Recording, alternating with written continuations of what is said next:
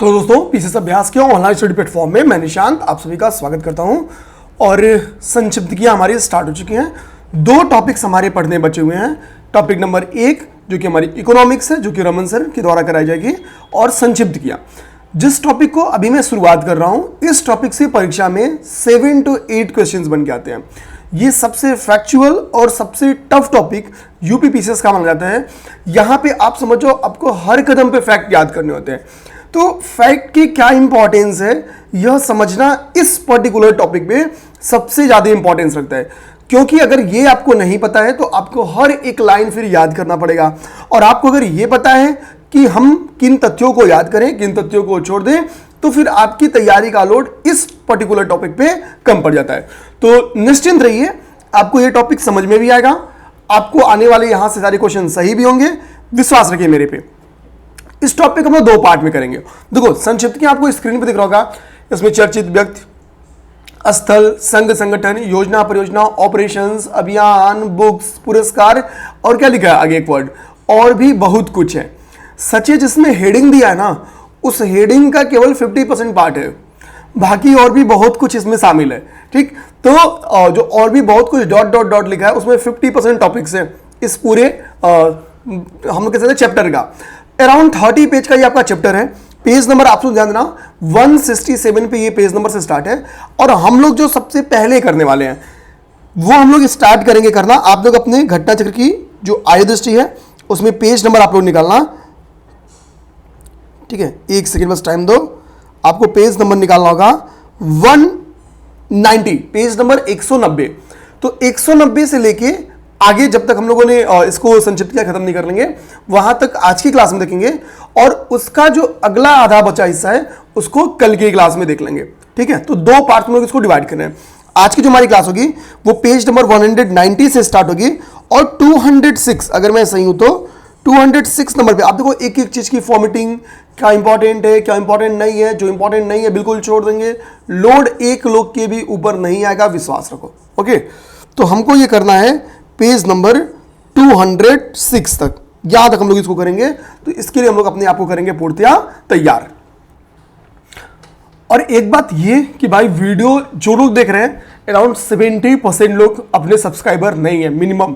तो प्लीज यार, वीडियो अच्छी लगे तो चैनल को सब्सक्राइब कर लेना है, और एक बार कमेंट करके जरूर बताना कि क्लास कैसी चल रही है। तो हम लोग अपने टॉपिक स्टार्ट करते हैं। आज हमारे टॉपिक्स में जो सबसे पहला हमारा टॉपिक है वो है सम्मेलन और समारोह।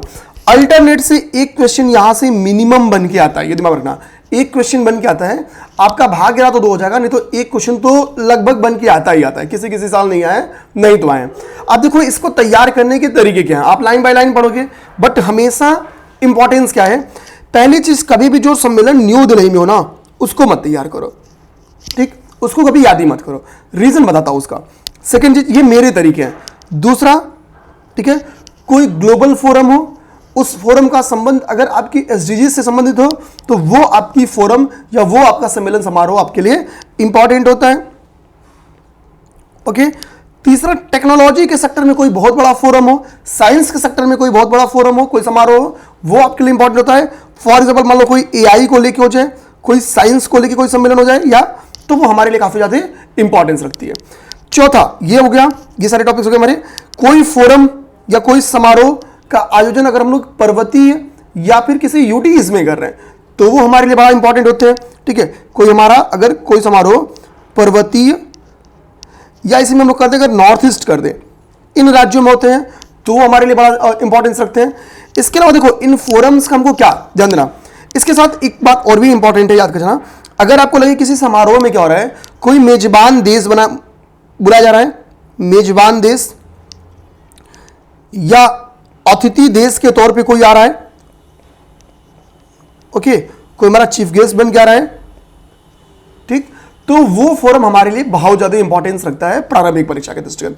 जिसने भी पीवाईक्यूज देखा होगा उनको समझ में आएगा कि इसी पैटर्न बेस्ड क्वेश्चन बन के आपके पेपर में आए हुए हैं। अब देखो, हमको याद क्या करना होता है। पहला चीज इसमें यह तैयार करना होता है कि किसी भी समारोह या सम्मेलन का आयोजन कहां हुआ, आयोजन कहां हुआ। सेकेंड, उसकी थीम बड़ा इंपॉर्टेंट होती है, थीम। तो कोशिश करो कि थीम के जो टर्म्स है ना उसको अपने दिमाग में बैठाने की। चाहे जैसे भी हो पाए थीम्स के टर्म्स को अपने दिमाग में बैठाओ, क्योंकि देखो ऑप्शंस जब आएंगे ना तो आप सिमिलर ऑप्शंस, एटलीस्ट 2 ऑप्शन बहुत सिमिलर रहेंगे। आप अगर कुछ इमेज बनाओगे अपने दिमाग में थीम को लेके तो उन ऑप्शंस को एलिमिनेट करके सही आंसर पे पहुंच पाओगे। तो मैक्स चांस है कि याद हो जाए, जो नहीं याद हो पाए उसके लिए कुछ हमको क्या करना होगा, दिमाग में एक इमेज डेवलप करना होगा। ठीक, अभी एक चीज आप समझोगे, आप अगर स्क्रीन बहुत ध्यान से देखोगे तो जहां जहां पेन मेरा नहीं चला है, यानी हमारे लिए अभी हम उस क्लास में हमारे लिए उतनी इंपॉर्टेंस नहीं है, उसको छोड़ेंगे। आप बोल सकते हैं कि सर कुछ चीजें ऐसी हैं जो इंपॉर्टेंस है लेकिन आप छोड़ रहे हो, तो ऐसा नहीं है।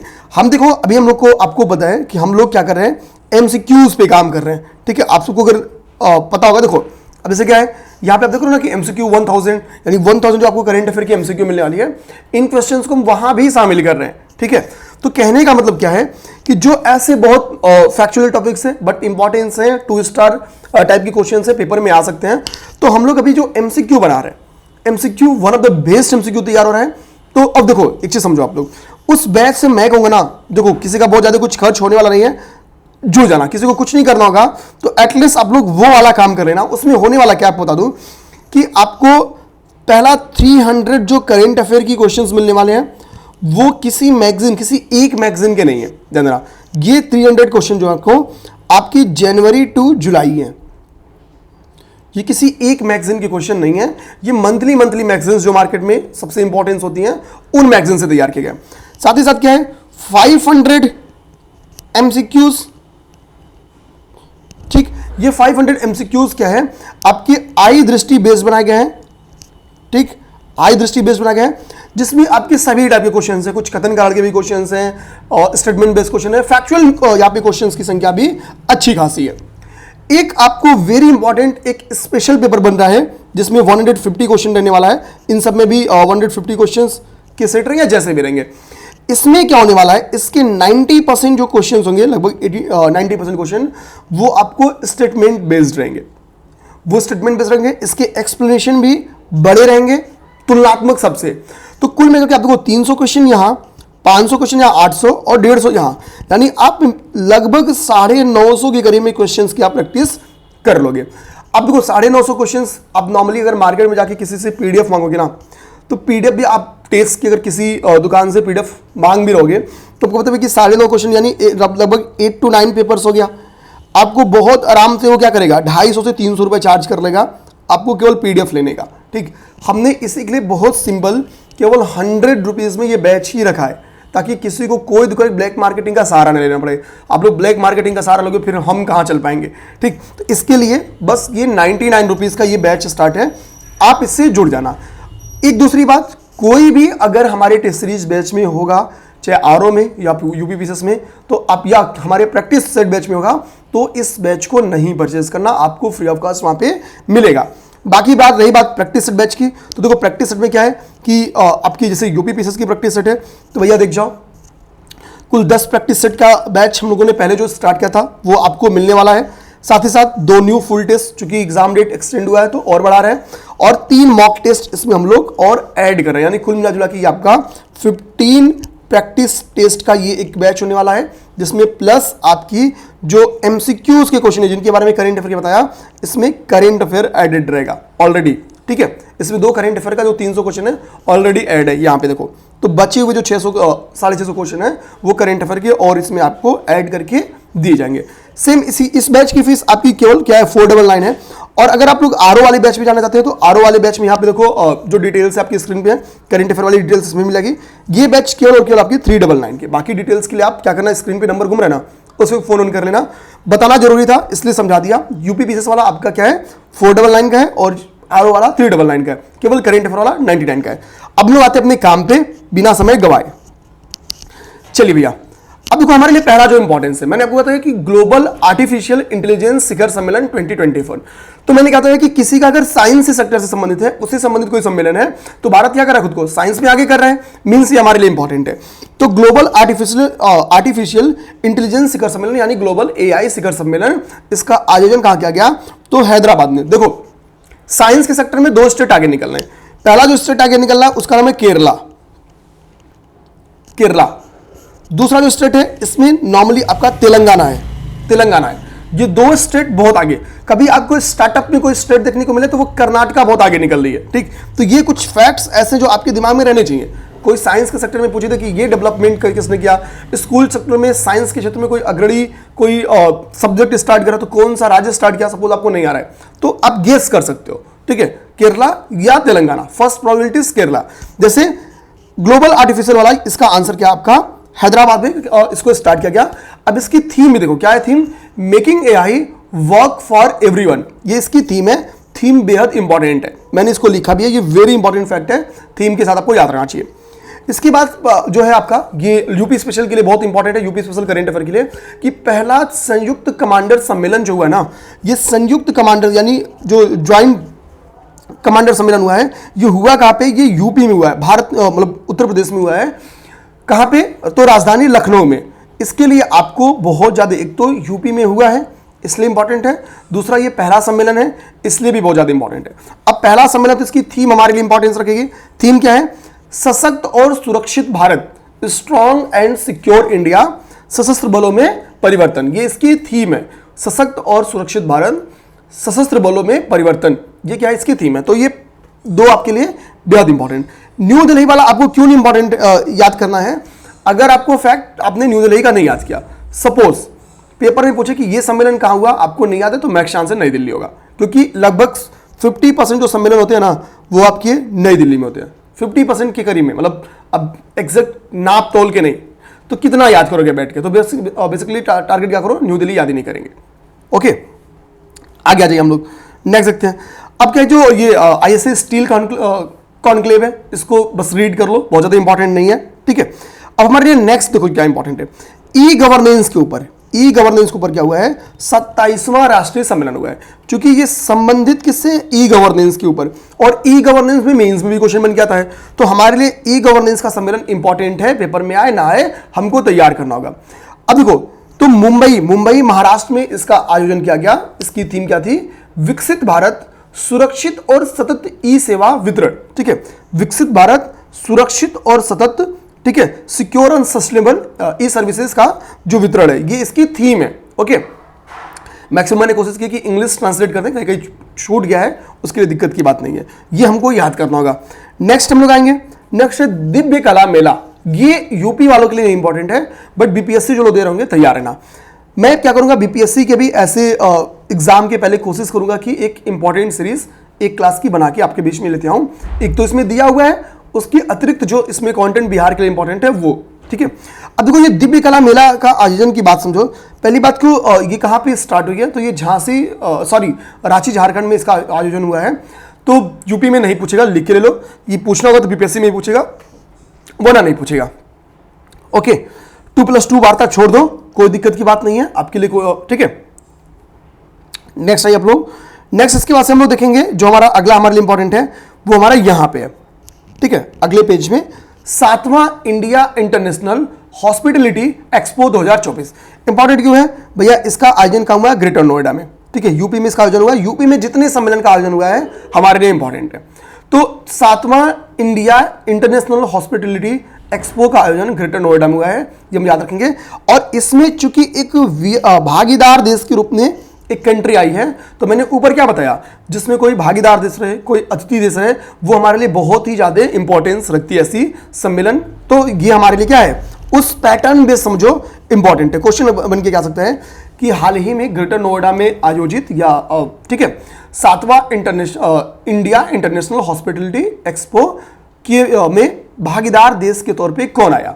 Option A Israel, option B ठीक है Philippines, option C Vietnam, option D Ukraine, ऐसे कुछ करके ऑप्शंस बना दे, दिमाग रखना, आंसर आपका होगा वियतनाम।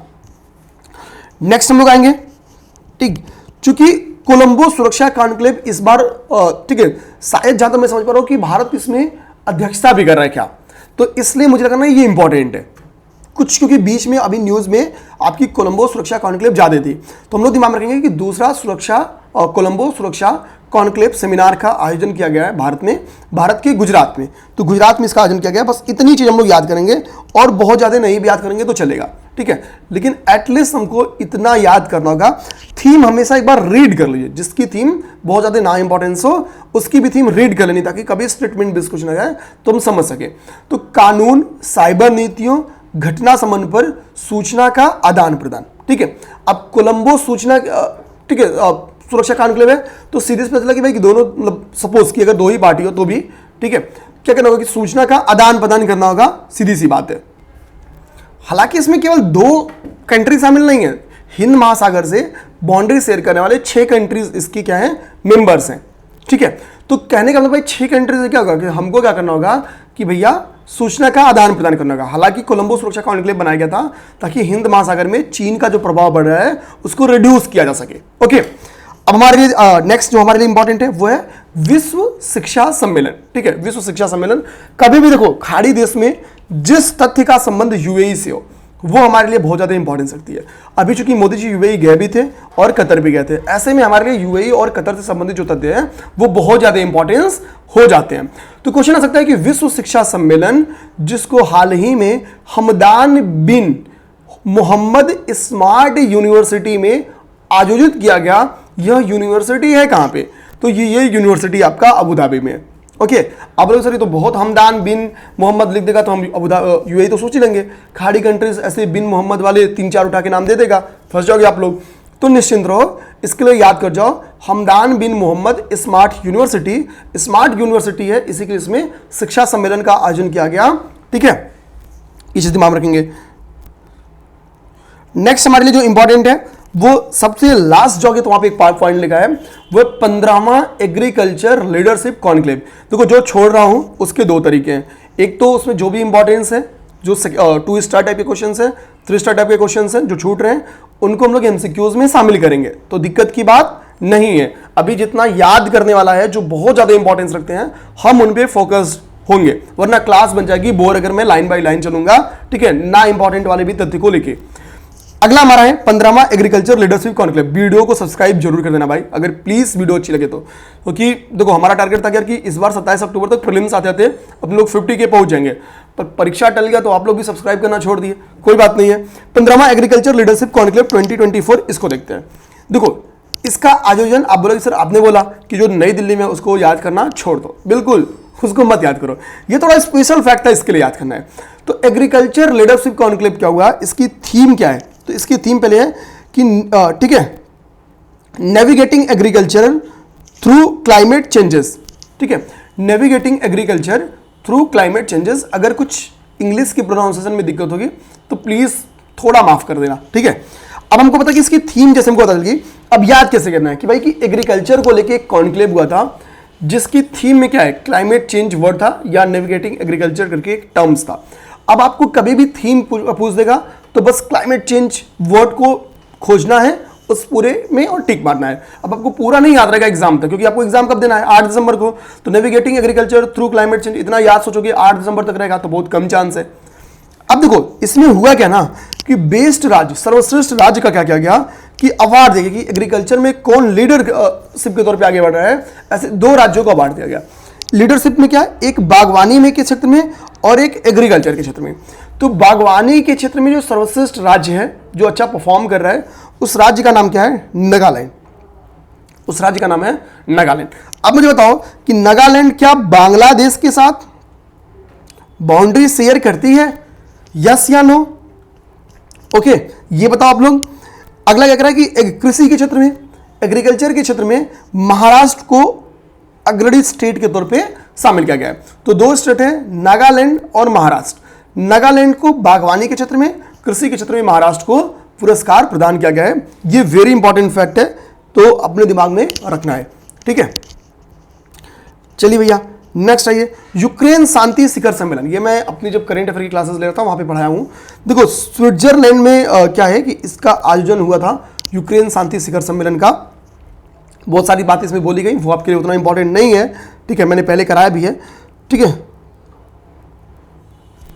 अब देखो स्विट्जरलैंड में कुछ और भी सम्मेलन हुए हैं, ठीक। अगर यहीं पे 1-2 सम्मेलन और बता रहा हूं, तो यूक्रेन का शांति सम्मेलन भी क्या है, स्विट्जरलैंड में। भाई मिठाई उठाई खाओ, शांति बनाए रखो, ठीक है, तीता नहीं खिलाएंगे आपको, तो स्विट्जरलैंड थोड़ा सा उससे याद हो जाएगा। अब देखो अंतर्राष्ट्रीय श्रम सम्मेलन का अभी 112वां कॉन्क्लेव हुआ है या सम्मेलन हुआ है, वो कहाँ पे हुआ है? वो भी स्विट्जरलैंड में हुआ है। तो श्रम सम्मेलन भी कहाँ हुआ है? स्विट्जरलैंड में। और विश्व स्वास्थ्य सभा का भी आयोजन आपका स्विट्जरलैंड में किया गया। ये 3 बड़े सम्मेलन आपके स्विट्जरलैंड में आयोजित किए गए हैं। यूक्रेन शांति शिखर सम्मेलन, अंतर्राष्ट्रीय श्रम सम्मेलन, 77वीं विश्व स्वास्थ्य सम्मेलन। तो ऐसे याद रख जाओ कि शांति सम्मेलन हो, ठीक है, श्रम हो या स्वास्थ्य से संबंधित सम्मेलन हो, ठीक है। तो ये तीनों सम्मेलन का आयोजन कहां हुआ है? स्विट्जरलैंड में हुआ है, ठीक है, स्विट्जरलैंड में हुआ है। अगला जी, नेक्स्ट जो हमारे लिए इंपॉर्टेंट हो सकता है, ये वेरी इंपॉर्टेंट है। ये वेरी इंपॉर्टेंट तो नहीं कहेंगे बट इंपॉर्टेंट जरूर, यानी 4 स्टार टाइप का क्वेश्चन है, ठीक। अब समझते हैं क्या है। कह रहा है कि भारत, ऑस्ट्रेलिया और इंडोनेशिया, ये 3 कंट्रीज का नाम है, ओके। कह रहा त्रिपक्षीय समुद्री सुरक्षा कार्यशाला का आयोजन किया गया कोच्चि केरल में। तो क्वेश्चन बन क्या सकता है कि हाल ही में भारत ने किन देशों के साथ मिलकर केरल में त्रिपक्षीय समुद्री सुरक्षा कार्यशाला का आयोजन किया? तो एक तो हमको याद करना है इंडिया, ऑस्ट्रेलिया, इंडोनेशिया, ठीक है। IAI या IIA जो भी करके याद कर लो। तो इंडिया, ऑस्ट्रेलिया और इंडोनेशिया, ये 3 कंट्रीज हैं जिनके साथ भारत ने क्या किया? त्रिपक्षीय समुद्री सुरक्षा कार्यशाला का आयोजन किया। कोच्चि में INS द्रोणाचार्य में ये कार्यशाला का आयोजन किया गया है। आप ये भी याद कर जाओ तो बहुत ज़्यादा इंपॉर्टेंट है। देखो, जो INS का जलावतरण किया जाए, ठीक है, रिटायर किया जाए, कुछ INS अगर किसी विशेष ऑपरेशंस में भेजे जाए, इंपॉर्टेंस होता है, तो INS पे क्वेश्चंस बन के आते हैं, अपने दिमाग में रखना। कुछ लोगों को लगता होगा कि यार ये फैक्ट नहीं याद करेंगे तो काम चल जाएगा, ऐसा नहीं है। जो आते हैं आप PYQ देखोगे तो इसके बेस, हाँ अभी रेगुलरिटी बेसिस के बेस क्वेश्चन नहीं आता है, हर साल आता है क्वेश्चन, ऐसा नहीं है, लेकिन आता है 3 साल 4 साल में एक बार क्वेश्चन आता है। तो अभी हमारे पास समय है, हम ऐसे तथ्यों को भी नहीं छोड़ेंगे। INS द्रोणाचार्य हमको याद होना चाहिए। अब नेक्स्ट देखिए, भारत 6G 2024, ये इंपॉर्टेंट फैक्ट है, पेपर में क्वेश्चन बन के आ सकता है, ठीक है। इसकी थीम बड़ी प्यारी है, 5G एंड बियॉन्ड। भाई क्या कर रहा है? 5G and beyond connectivity for a digital world, ये आपकी थीम है। 5G एंड बियॉन्ड, ये 6G वाले में थीम है। ऐसे कुछ करके एक बार रीडिंग कर लो। बाकी हुआ है दिल्ली में, इसमें कोई दो राय नहीं है। नेक्स्ट हमारे लिए क्या है? हाइड्रोजन शिखर सम्मेलन है। मैंने क्या बोला? जिस सम्मेलन का संबंध SDG से रहेगा वो सम्मेलन बड़ा इंपॉर्टेंट है। अब हाइड्रोजन बताओ, ग्रीन एनर्जी का साधन है कि नहीं है? है तो है, फिर याद करना है। अच्छा, क्लाइमेट एक आता है रिन्यूएबल एनर्जी में। अब मुझे बताओ का जो रिन्यूएबल एनर्जी, जो एक ट्रांजिशन इंडेक्स आता ना, एक इंडेक्स आपका है एनर्जी ट्रांजिशन इंडेक्स शायद है वो, ठीक है। अब तो एनर्जी ट्रांजिशन इंडेक्स में फर्स्ट रैंक पे कौन है? क्या स्वीडन है? B number option. क्या नीदरलैंड है? थर्ड नंबर ऑप्शन, ठीक है। क्या डेनमार्क है? Fourth number option none of above, यानी इनमें से कोई नहीं। एक पूछूंगा कि इस इंडेक्स में इंडिया की रैंकिंग कितनी है? ऑप्शन ए क्या 63 है? ऑप्शन बी क्या 69 है? ऑप्शन सी क्या 129 है? ऑप्शन डी इनमें से कोई नहीं। आपको यह बताना है, हम लोग पढ़ चुके हैं, ओके। तो विश्व हाइड्रोजन शिखर सम्मेलन का आयोजन क्या हुआ है? यह हुआ है आपके रॉटरडम, नीदरलैंड में। नीदरलैंड को 10वीं रैंक है इस इंडेक्स में। आपको बता दूं, नीदरलैंड ट्रांजैक्शन वाले में 10वीं रैंक है। कुछ लोग को लगेगा ना कि टॉप पे होगा इसलिए शिखर सम्मेलन यही मनाया गया, ऐसा नहीं है, समझो। अब हम लोग बात करते हैं इंपॉर्टेंट, क्योंकि भारत ने पहली बार इस सम्मेलन में अपना स्वयं का मंडप स्थापित किया था, इसलिए चांसेस हैं कि क्वेश्चन क्रिएट कर दे, ओके। नेक्स्ट क्वेश्चन पे हम लोग आएंगे। ये हमारा क्वेश्चन, विश्व भविष्य ऊर्जा शिखर सम्मेलन का आयोजन कहां किया गया? तो भविष्य ऊर्जा शिखर सम्मेलन का आयोजन किया गया आपके UAE में।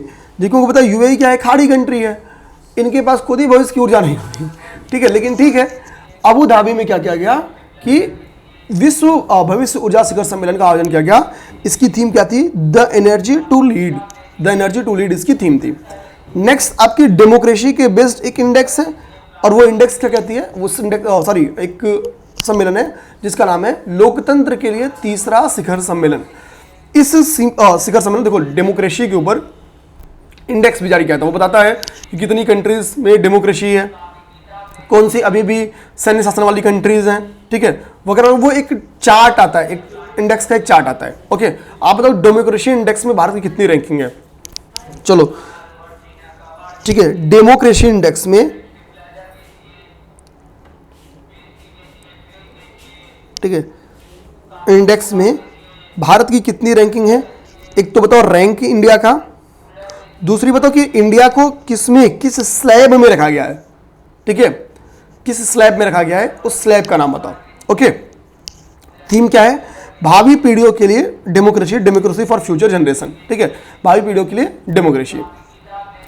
नेक्स्ट देखें, नेक्स्ट हमारा है राष्ट्रीय बागवानी मेला। राष्ट्रीय बागवानी मेला का आयोजन कहाँ किया गया है? तो आप समझो ये सेपरेटली क्वेश्चन बना क्या सकते हैं हालांकि ये क्वेश्चन हम अपने बुकलेट में देंगे। क्वेश्चन क्या सकता है, आप किसी साल देखोगे तो इंस्टीट्यूट बेस्ड 1 से 2 क्वेश्चन आते हैं हर साल।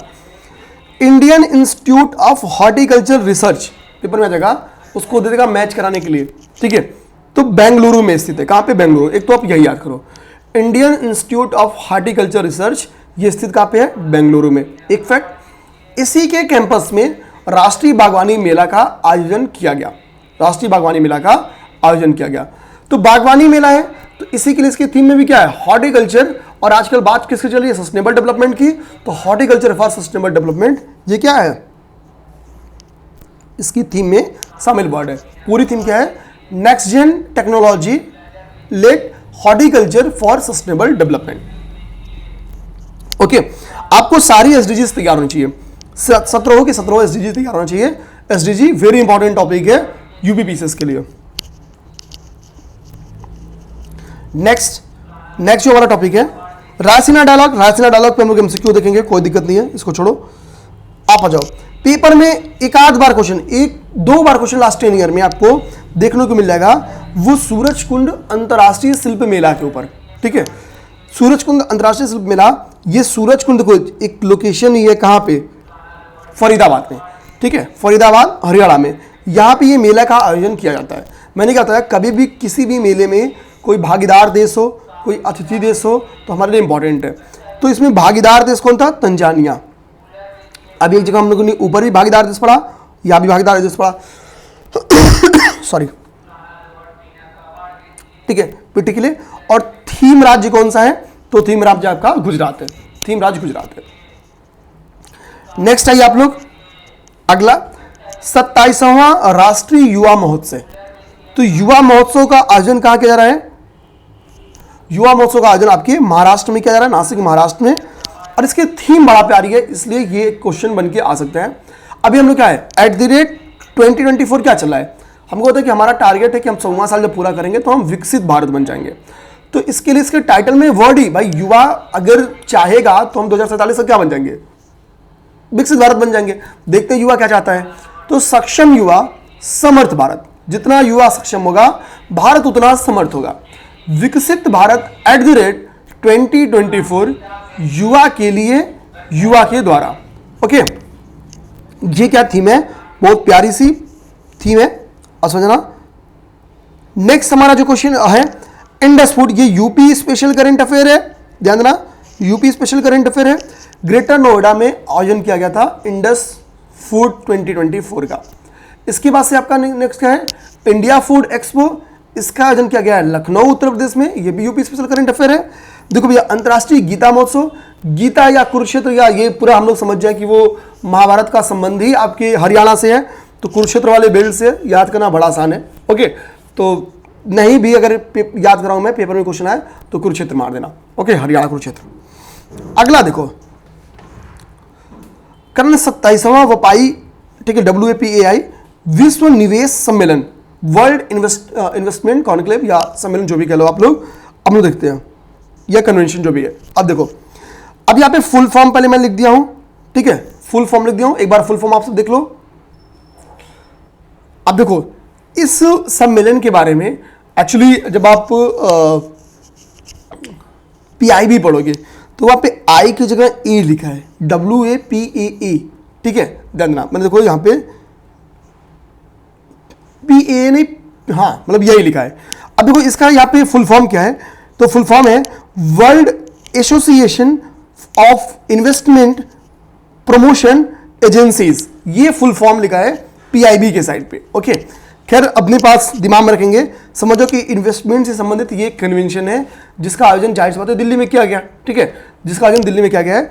अब समझो इसकी थीम क्या है भाई, बात इन्वेस्टमेंट की कर रहा है, बात इन्वेस्टमेंट की कर रहा है। इन्वेस्टमेंट कौन करेगा? जो इन्वेस्टर्स होंगे। तो इंपावरिंग इन्वेस्टर्स इसकी थीम में शामिल है। आईपीएस, ठीक है, पॉइनरिंग फ्यूचर ग्रोथ, ठीक, ये इसकी थीम है। हमको दिमाग में रखना है कि बस निवेश की बात कर रहे हैं तो इसके थीम में इन्वेस्टर वर्ड होना चाहिए। तो इसके लिए इसकी थीम में है इंपावरिंग इन्वेस्टर्स। ठीक है, अधिक से अधिक ये आपका नेक्स्ट वाला जो आईपीएस लिखा है ये हम लोग दिमाग में रख लेंगे। ओके, इस सम्मेलन की विशेषता क्या कि 27 बार ये सम्मेलन, 27वां संस्करण इसका, और पहला ऐसी बार है जब इसका आयोजन भारत में हुआ है। पहली बार इसका आयोजन भारत में हुआ है। देखना कि पीआईबी के साइड पे आई की जगह ए लिखा हुआ है, ये दिमाग में रखना आप लोग। अब लोग आते हैं आयुर्वेद, वैश्विक आयुर्वेद महोत्सव। वैश्विक आयुर्वेद महोत्सव तो केरला में मनाया गया। और हमको पता कि आयुर्वेद को क्या है, जो हेल्थ सेक्टर में चुनौतियां बढ़ रही हैं उसके एक वैकल्पिक उपचार के तौर पे हम लोग क्या देख रहे हैं कि भाई कि अगर हम लोग आयुर्वेद, ठीक है, होम्योपैथी सबको मिला लें तो इलाज बहुत बढ़िया कर सकते हैं, बहुत सारी बीमारियों का, असाध्य बीमारियों का को भी साध्य कर सकते हैं।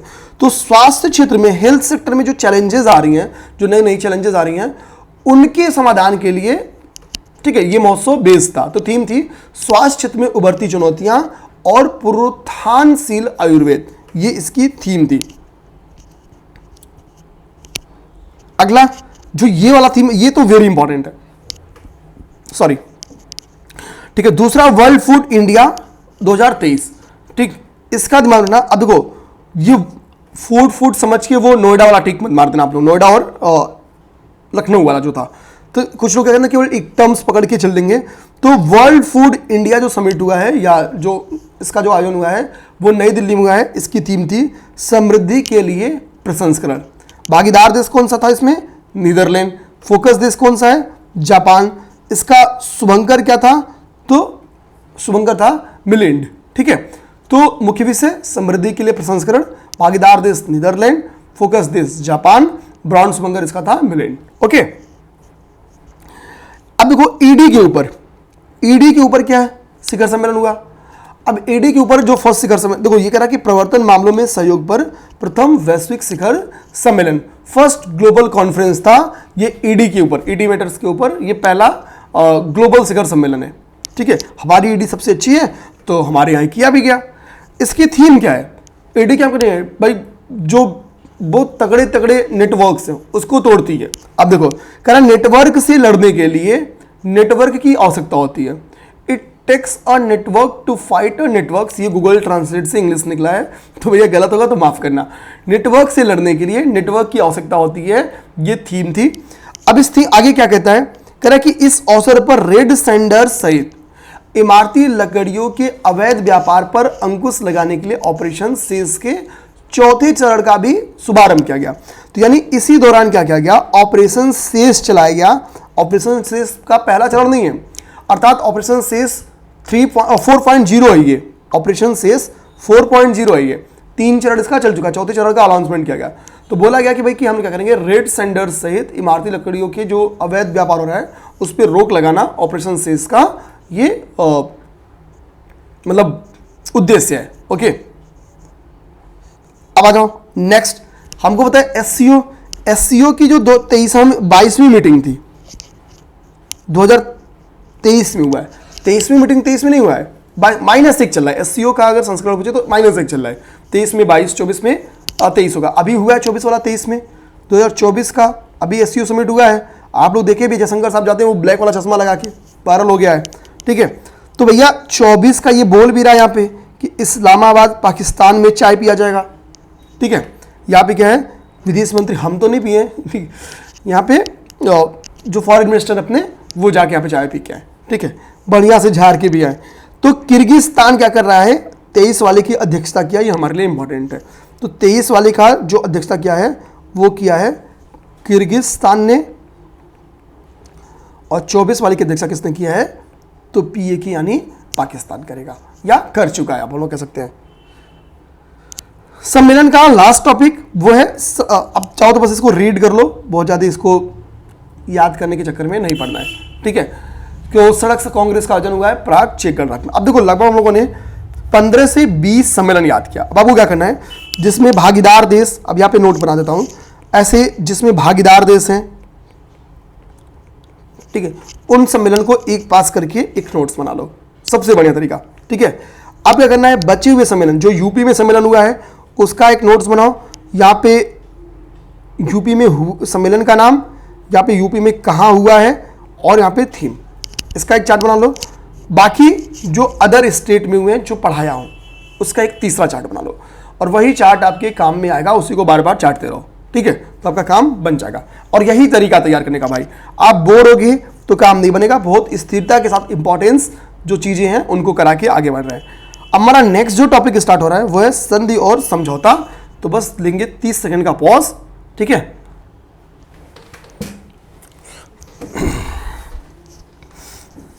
चलिए स्टार्ट किया जाए। अब देखो हमको संधि और समझौते में क्या देखना है, जो इंपॉर्टेंट डील्स हो रही हैं, ठीक है, जो चलो कहानी से बेटर है, सबसे तुरंत तैयार करते हैं। देखो पहली जो इंपॉर्टेंट डील हमारे लिए इंपॉर्टेंट है वो फूड सेफ्टी, खाद्य सुरक्षा को लेके की गई है। और किसके किसके बीच में की गई है, तो भारत की जो फसाई है FSSAI फसाई, और ब्राजील की आपकी ministry of agriculture and live stock, ठीक है, इसके बीच में किया गया है जो आपका ये एमओयू है। तो फूड सेफ्टी एमओयू जो किया गया है वो आपका किया गया है जापान की जो एग्रीकल्चर मिनिस्ट्री है उसके बीच में और फसाई के बीच में। तो क्वेश्चन बन क्या सकता है, हाल ही में फसाई ने किस देश की एग्रीकल्चर मिनिस्ट्री के साथ फूड सेफ्टी को लेके एमओयू पे साइन किया, तो आंसर आएगा ब्राजील। नेक्स्ट देखेंगे, नेक्स्ट हमारा क्या है कि अभी भारत सरकार ने, कह सकते हैं रक्षा मंत्रालय ने क्या किया कि 240AL31 FP एयरो इंजन खरीदने के लिए एक समझौता किया है। लगभग 26,000 करोड़ का ये रक्षा समझौता है। बात है ये एयरो इंजन किस विमान के लिए खरीदे जा रहे हैं, तुमको पता है सुखोई 30, ठीक है, सुखोई 30 के लिए या सुखोई के लिए खरीदे जा रहा है। आप ध्यान रखना, पूरा देखना चाह रहे हो तो सुखोई 30 MKI विमान के लिए खरीदे जा रहे हैं। तो ठीक है, ये आपके लिए पीटी के लिए इंपॉर्टेंट क्वेश्चन हो सकता है कि हाल ही में किस विमान के लिए, ठीक है, 240AL31 FP एरो इंजन खरीदने के लिए रक्षा समझौता पे साइन किया गया है, और हिंदुस्तान एरोनॉटिक्स लिमिटेड के साथ ये अनुबंध पे साइन किया है आपकी रक्षा मंत्रालय ने। ओके, अब हम क्या करेंगे, यहां पे आपको पहले क्या करता था मैं कि फसाई आपको होमवर्क पे दे दिया, ठीक है, आप चाहो तो भाई थोड़ा शॉर्ट नोट्स तैयार ही कर लो, नहीं तैयार करोगे तो वो मैं कराऊंगा, निश्चिंत रहो। ओके, उसके लिए आपको एकदम निश्चिंत रहना है। अननोन कॉल बंद, ठीक है। नेक्स्ट देखिए, नेक्स्ट हमारा क्या है, भारत और मालदीव ने क्या किया है कि भाई समझौता किया है कि हम क्या करेंगे, हमारे यहाँ जो सिविल सर्वेंट है ना उसको प्रशिक्षण करने पे समझौता करते हैं, ठीक। तो सोचो कि सोचने का तरीका, भारत और मालदीव भाई पड़ोसी देश है तो कर सकते हैं, ठीक है, तो सिंपल तरीका है, ये याद कर लेंगे। आ भी सकता है क्वेश्चन कि किस देश के साथ अभी हाल ही में भारत ने सिविल सर्वेंट के प्रशिक्षण के लिए एक एमओयू पे साइन किया है। तो ये कोई नया एमओयू नहीं है, पहले से चल रहा था, बस उसको एक्सटेंड किया गया, उसको नवीनीकृत किया गया है, ठीक है, उसको बढ़ा दिया गया है 2024 से 2029 तक के लिए, ठीक। मोदी जी बोले हमारे साथ 5 साल अभी हम और है, 5 साल अभी और एमओयू कर लेते हैं। तो ये था तीसरा। अगला जो है, अगला उतना इंपॉर्टेंट नहीं है बट दिमाग में रखना है, बस रीड कर लेना है। WHO ने केरल के एक इंस्टीट्यूट के साथ जो मेडिकल टूल्स हैं, जो चिकित्सा उपकरण है, उनको लेके एमओयू साइन किया है। केरल के इंस्टीट्यूट का नाम है श्री चित्रा तिरुनाल आयुर्विज्ञान और प्रौद्योगिकी संस्थान, बस रीड, याद नहीं। अब अगला आपके लिए इंपॉर्टेंट है, अगला जो इंपॉर्टेंट है उसमें 2 कंपनीज के बीच में एमओयू हुआ है, समझौता हुआ है। वो 2 कंपनी कौन है, एक कोल इंडिया लिमिटेड है यानी CIL है, दूसरी गेल इंडिया लिमिटेड है यानी गेल है, सीधी समझ सकते हैं। तो गेल के बीच में और CIL यानी कोल इंडिया लिमिटेड के बीच में एक एमओयू हुआ है। ये एमओयू किस चीज के डेवलपमेंट को लेके हुआ है, तो ये एमओयू हुआ है कि हम SNG संयंत्र का क्या करेंगे, विकास करेंगे, या SNG संयंत्र की स्थापना करेंगे, ठीक है, यानी सिंथेटिक प्राकृतिक गैस, सिंथेटिक नेचुरल गैस का क्या करेंगे, विकास करेंगे। और किसके थ्रू ये इस संयंत्र का विकास करेंगे या स्थापित करेंगे, तो कोयले से आपकी SNG के स्थापना के ऊपर ये एमओयू साइन किया गया है। किस प्रौद्योगिकी के थ्रू? तो सरफेस कोल गैसिफिकेशन प्रौद्योगिकी का उपयोग करते हुए कोयले से एसएनजी संयंत्र स्थापित करने के ऊपर एक एमओयू हुआ है। तो क्वेश्चन बन क्या सकता है, एसएनजी संयंत्र स्थापित करने के लिए हाल ही में किन कंपनीज ने अपने में से एमओयू साइन किया या समझौता किया? तो कोल इंडिया लिमिटेड ने और गेल ने। ओके, और ये संयंत्र अगर पूछे कहां स्थापित होगा, तो ये संयंत्र आपका स्थापित होगा वेस्ट बंगाल में, रानीगंज, वेस्ट बंगाल रानीगंज में ये संयंत्र आपका स्थापित होगा। अब नेक्स्ट आइए, ठीक है, जो अगला आपका है वो उसको देखते हैं। तो अगला कह रहा है कि नागालैंड सरकार ने एसबीआई जनरल इंश्योरेंस के बीच क्या हुआ है, एक समझौता हुआ है, ठीक है, और किस मुद्दे पे समझौता हुआ है ये देखते हैं। ये जो एमओयू हुआ है, ये नागालैंड की गवर्नमेंट ने डीआरटीपीएस को लागू करने को लेके एक एमओयू साइन किया है एसबीआई जनरल इंश्योरेंस के साथ। अब देखो, अब यहां पे जो बात आती है डीआरटीपीएस क्या है, तो हिंदी में तो इसका मतलब है आपदा जोखिम हस्तांतरण पैरामीट्रिक बीमा समाधान। इंग्लिश में भैया मैंने इसको ट्रांसलेट कर लिया है, disaster risk transfer parametric insurance solution, ठीक है, ये फुल फॉर्म है आपका डीआरटीपीएस। अब जैसे ही ये मतलब ये समझौता हुआ, तो नागालैंड क्या हुआ, पहली ऐसी सरकार बन गई या पहला ऐसा राज्य बन गया जिसने डीआरटीपीएस को लागू किया है, ठीक है। तो चूंकि नॉर्थ ईस्ट का है, अपने लिए दिमाग में रखेंगे, याद करना है, इंपॉर्टेंट रहेगा। ये बहुत इंपॉर्टेंट है। वर्ल्ड बैंक ने क्या किया है, वर्ल्ड बैंक हमारे लिए अगला हमारे लिए टॉपिक इंपॉर्टेंट है, वो मैं करा दूंगा। वर्ल्ड बैंक के साथ हमने एक एमओयू साइन किया है भारत सरकार ने, और नितिन गडकरी जी ने मतलब ये इंफॉर्मेशन दिया है, वो नितिन गडकरी जी ने इंफॉर्मेशन दिया है, मतलब राजमार्ग या सड़क के डेवलपमेंट से संबंधित कुछ तो एमओयू होगा। तो हरित राष्ट्रीय राजमार्ग गलियारा परियोजना के निर्माण के लिए, हरित मतलब ग्रीन, राष्ट्रीय मतलब नेशनल, राजमार्ग हाईवे, गलियारा मतलब कॉरिडोर, परियोजना मतलब प्रोजेक्ट, तो green national highway corridor project के निर्माण के लिए 500 मिलियन यूएस डॉलर का एक एमओयू साइन किया गया है। विश्व बैंक ने बोला भैया हम आपकी मदद करेंगे। और जो ये हरित राष्ट्रीय राजमार्ग गलियारा कॉरिडोर है, national green national highway corridor है, ये कितने लेंथ का है, तो 7 + 1 8 यानी 781 किलोमीटर इसकी लंबाई है। इसके लिए $500 मिलियन मिला है। ये 4 राज्यों से होकर जाएगी, हिमाचल प्रदेश, राजस्थान, उत्तर प्रदेश और आंध्र प्रदेश। तो यूपी स्पेशल भी करंट अफेयर है, क्वेश्चन बन गया था, ये किन किन राज्यों से होकर जाएगी, ये 4 राज्यों में हिमाचल, राजस्थान, उत्तर प्रदेश और आंध्र प्रदेश से शामिल है, मतलब ये 4 राज्य इसमें शामिल है। ओके, ये मतलब हरित राष्ट्रीय राजमार्ग गलियारा परियोजना में जो ये रुपए मिले हैं, मतलब ये यहाँ पे बनेगा इन 4 राज्यों में। अब हम लोग आते हैं नेक्स्ट हमारा क्वेश्चन।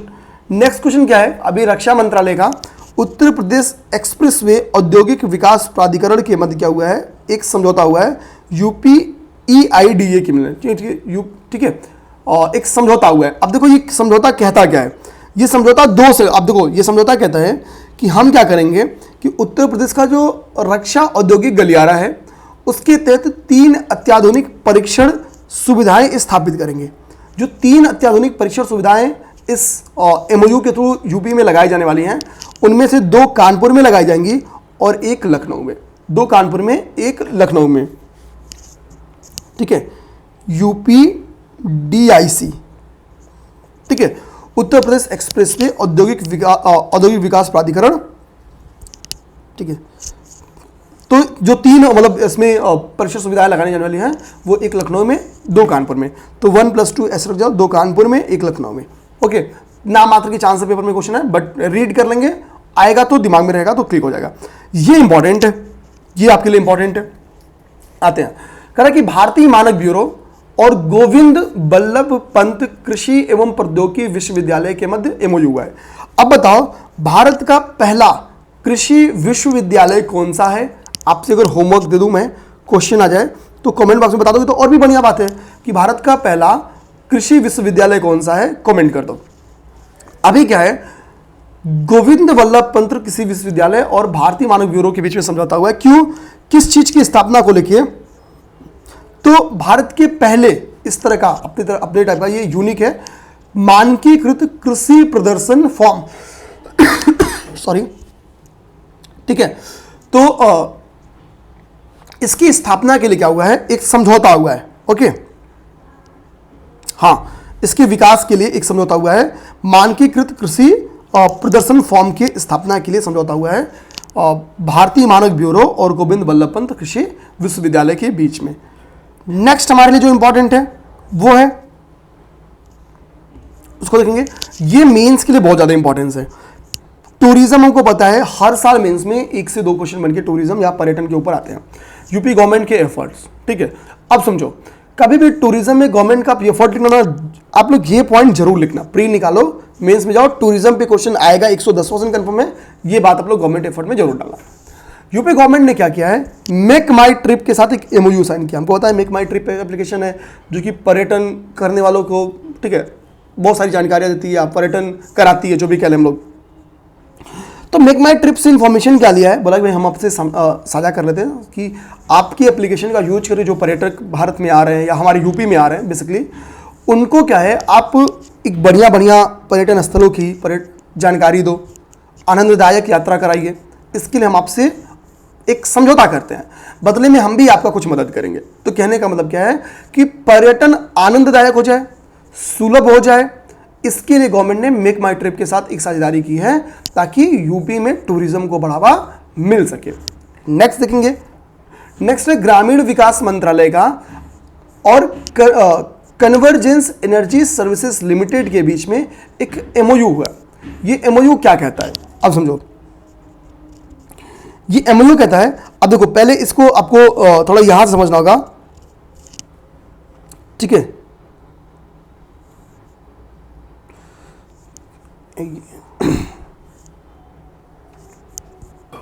देखो ये थोड़ी सी बैकग्राउंड हिस्ट्री है। पहले आप यहां देखिए, स्क्रीन पे दिख रहा होगा आपको स्वर्ण जयंती ग्राम स्वरोजगार योजना, SGSY। स्वर्ण जयंती ग्राम स्वरोजगार योजना को ही चेंज कर दिया गया 2011 में national rural livelihood mission NRLM के तहत, इसको चेंज कर दिया गया।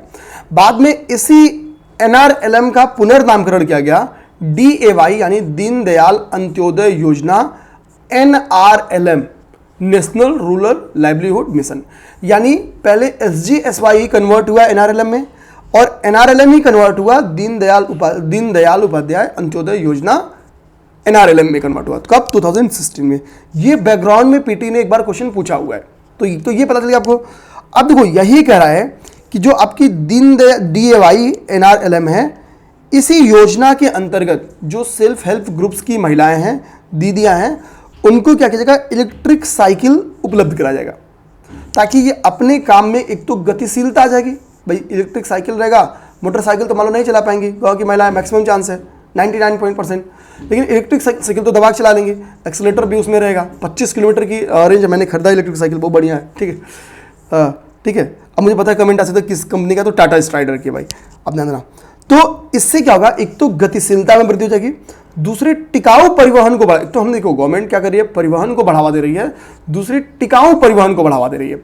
इसके लिए क्या हुआ, अब देखो जो थीम है वो समझो कि DAY NRLM योजना के अंतर्गत जो SHG महिलाएं हैं उनको स्त्री की सुविधा प्रदान की जाएगी। तो पेपर में चर्चा में आ सकता है कि स्त्री क्या है, STREE, ठीक है। तो स्त्री का फुल फॉर्म है S से सस्टेनेबल, T से ट्रांसपोर्टेशन, ठीक है, ठीक, हाँ, फॉर रूलर, ठीक है, R से हो गया आपका रूलर, ठीक है। हम बोल रहे अगले E से इंटरप्रेन्योर है थ्रू इलेक्ट्रिक बाइसिकल, ओके। तो ये आपका इंग्लिश था, इलेक्ट्रिक साइकिलों के माध्यम से ग्रामीण उद्यमियों के लिए टिकाऊ परिवहन, ये स्त्री का हिंदी फुल फॉर्म है, ओके।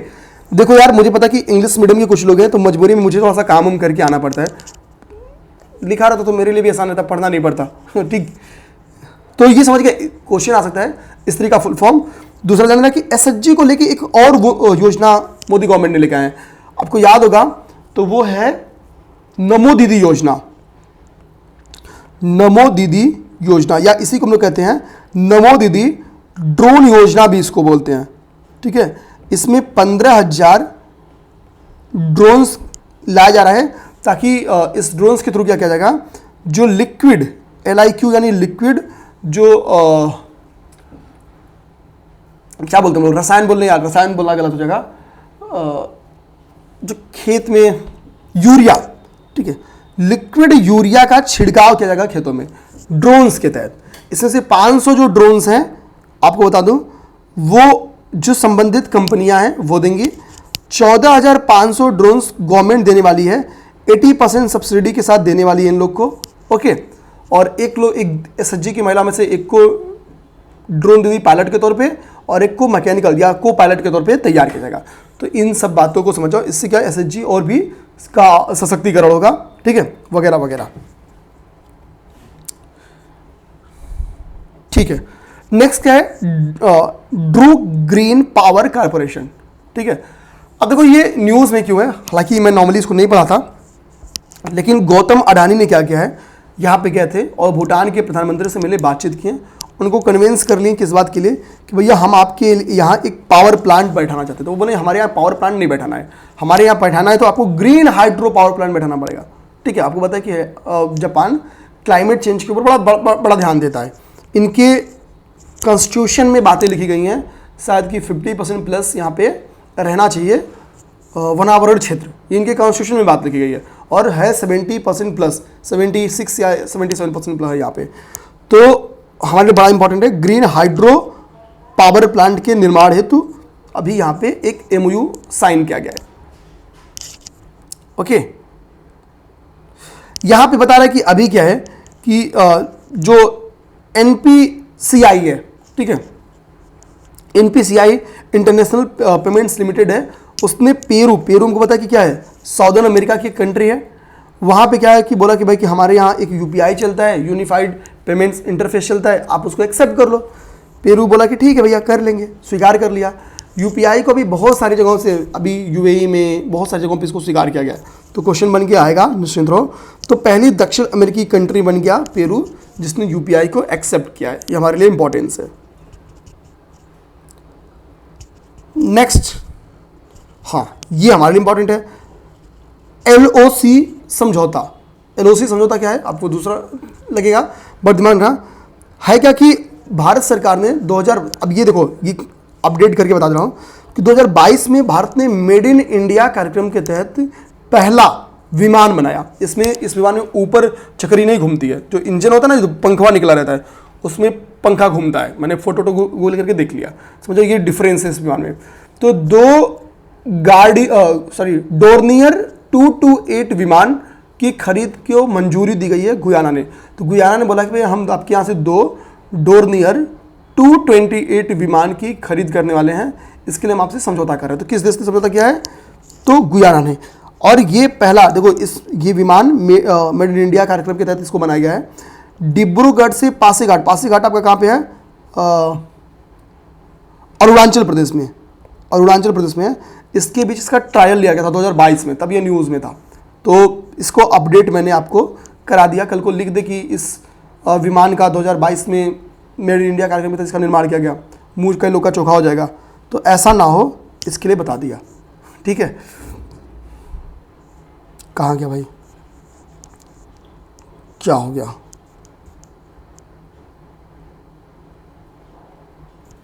हाँ यहाँ पे है। चलिए भैया ये हो गया। अब ये मॉरिशस के राष्ट्रपति आए थे, ठीक है। भारत की राष्ट्रपति मॉरिशस की यात्रा पर गई थी, आए नहीं थे, हम लोग गए थे, हमारी राष्ट्रपति गई थी। तो कुछ एमओयू पे साइन हुआ है, एक बार इसको आप लोग देख लेना, ठीक है। चारों पॉइंट्स को एक बार रीड कर लेना। आप क्या बैठ कर रीड कराऊँ?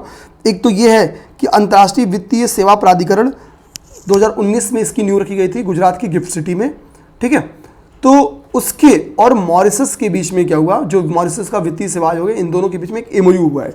इसी तरीके से 12 चारों पॉइंट पढ़ लेना, केवल पढ़ लेना, ठीक है। बाकी आपका काम हो जाएगा। जैसे यहाँ पे कह रहा है कि सीबीआई, जो भारत की सीबीआई है, और मॉरिशस की जो भ्रष्टाचार एजेंसी है, उसके बीच में भी एक एमओयू साइन किया गया है, ठीक है। मॉरिशस का जो लोक सेवा आयोग है और भारत का जो लोक सेवा आयोग है, इसके बीच में एक एमओयू साइन किया गया है। तो एक कहाँ पे है, एक हमने वित्तीय सेवा केंद्र प्राधिकरण के रूप में एक एमओयू साइन किया गया, एक जो लोक सेवा आयोग है उससे एमओयू साइन किया है, एक सीबीआई को लेकर एमओयू साइन किया है, ठीक है। एक और जो अंतिम है, जो हमारे लिए इंपॉर्टेंट है, आधार क्षरण और लाभ स्थानांतरण न्यूनतम मानकों के अनुरूप बनाने हेतु, ठीक है, भारत म्यांमार दोहरे कर बचाव समझौते में संशोधन करने के लिए प्रोटोकॉल। ठीक है, तो यह दिमाग रखना बेसिकली कि जो 4 समझौते हुए हैं उसमें से 3 तो नॉर्मली समझ में आ रहा है, चौथा एक बार रीड कर लेना है। पेपर में देखो इस बार अभी रिसेंट में एक एग्जाम हुआ ना, उसमें क्वेश्चन बन गया था कि यूएई के साथ मोदी जी ने किन किन मुद्दों पे एमओयू साइन किया, ठीक है, या किन किन मुद्दों पे एमओयू हुआ, तो चांसेस हैं कि दे दे। ओके, कहीं कहीं जगहों पे फैक्ट्स बहुत है यार, तो रीड ही करना पड़ेगा, बहुत परेशान नहीं होना है, जहाँ जहाँ मैक्सिमम हो पाए कर लो। अगला कि 6 नदियों में, अब देखो इन पहली बात इन 6 नदियों का नाम याद रखना होगा।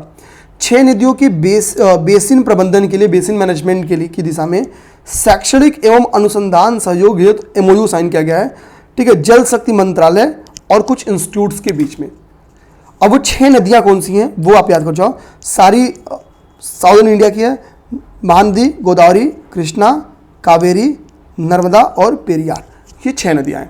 आपका काम क्या होना चाहिए, इन नदियों खासतौर पे महानदी, गोदावरी, कृष्णा, आप सारी नदियाँ इनसे संबंधित ना एक काम करो, आप शॉर्ट वीडियो देखना यूट्यूब पे, जरूर शॉर्ट वीडियो देख जाओगे तो क्या बताएगा शॉर्ट वीडियो में, इनका उद्गम कहाँ से हुआ, कहाँ ये गई, मतलब बे ऑफ बंगाल में गिरती हैं, ठीक है, बंगाल की खाड़ी में गिरती हैं या फिर अरब सागर में गिरती हैं, कौन कौन से ट्रिब्यूटरीज इनकी हैं, कौन कौन से डैम्स इनके ऊपर हैं, वगैरह वगैरह, बहुत अच्छी इंफॉर्मेशन मिल जाएगी आपको, जो पीटी में क्वेश्चन बन के आता है। मैं कराऊंगा बट आप लोग कर लोगे तो अच्छी बात है। ओके, नेक्स्ट आपका है एनटीपीसी ग्रीन एनर्जी लिमिटेड, और ये बस रीड करना है कि भारत का सबसे बड़ा हरित हाइड्रोजन उत्पादन केंद्र की स्थापना है, तो क्या हुआ है, एक एमओयू साइन किया गया है। कहाँ पे, आंध्र प्रदेश में। भारत के सबसे बड़े हरित हाइड्रोजन उत्पादन केंद्र की आंध्र प्रदेश में स्थापना है, आंध्र प्रदेश की विशाखापट्टनम में स्थापना है, तो एक एमओयू साइन हुआ है किसके किसके बीच में, तो आंध्र प्रदेश गवर्नमेंट एक तो होगी, मतलब Andhra Pradesh industrial infrastructure corporation होगा, दूसरी क्या है एनटीपीसी ग्रीन एनर्जी लिमिटेड, यानी एनटीपीसी दिमाग में बस रखना, एनटीपीसी और आंध्र प्रदेश के बीच में ये एक एमओयू साइन हुआ है। ठीक, क्यों इंपॉर्टेंट है, क्योंकि ये भारत का सबसे बड़ा हरित हाइड्रोजन उत्पादन केंद्र होने जा रहा है जब बन के तैयार हो जाएगा, इसके लिए इंपॉर्टेंस है, बस और कुछ नहीं। ठीक, एक याद कर जाओ, अंतर्राष्ट्रीय पर्पल महोत्सव कहाँ मनाया गया, तो गोवा में मनाया गया। इसी के समापन के अवसर पे एक यहाँ पे हम एमओयू साइन हुआ है, आप नहीं भी याद करोगे चलेगा, लेकिन अंतर्राष्ट्रीय पर्पल महोत्सव का आयोजन कहाँ हुआ ये आप तैयार कर लो। नेक्स्ट हम लोग देखेंगे, ठीक है, विश्व स्वास्थ्य संगठन यानी WHO और आयुष मंत्रालय के बीच में एक एमओयू साइन हुआ। ठीक है, और इस एमओयू के तहत क्या किया गया है कि जो पारंपरिक चिकित्सा वैश्विक रणनीति है वो तैयार किया गया है, कब के लिए, अगले 10 वर्ष के, यानी 25 से 34 के लिए, 10 वर्ष के लिए पारंपरिक चिकित्सा वैश्विक रणनीति तैयार करने के ऊपर एक एमओयू साइन किया गया है। ठीक है, पारंपरिक चिकित्सा यानी traditional medicine global strategy, question आ सकता है किस साल के बीच की है, तो 2025 से 34 के बीच की है। ये डायरेक्टली मुझे लगता है ये यहीं से क्वेश्चन ही बन के आने वाला है, तो तैयार हो आप लोग 2025 से 34 तैयार करके। अब देखो 1 घंटे की क्लास अपनी हो गई है, हम लोग कुछ और भी क्लास आगे बढ़ा सकते हैं, बढ़ा ही ले तो बढ़िया है, अराउंड 1.5 घंटे क्लास कर लें, आधे घंटे मिनिमम क्लास और खींचते हैं, ठीक है, क्योंकि फिर ज़्यादा नेक्स्ट क्लास पे ज़्यादा लोड हो जाएगा। ठीक है, अब हमारा तीसरा जो टॉपिक है आज का वो है संघ और संगठन, इसको देखते हैं।